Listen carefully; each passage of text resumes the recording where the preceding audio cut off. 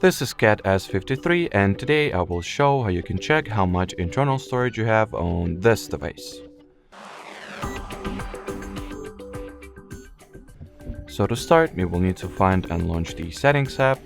Next, enter the storage category, and at the following storage page, you can see how many gigabytes of phone memory you have in total, how much of it is occupied. Then you can make the, logical conclusion how much you have left, as well as you can also see the statistics on what is that occupying your storage and to which extent.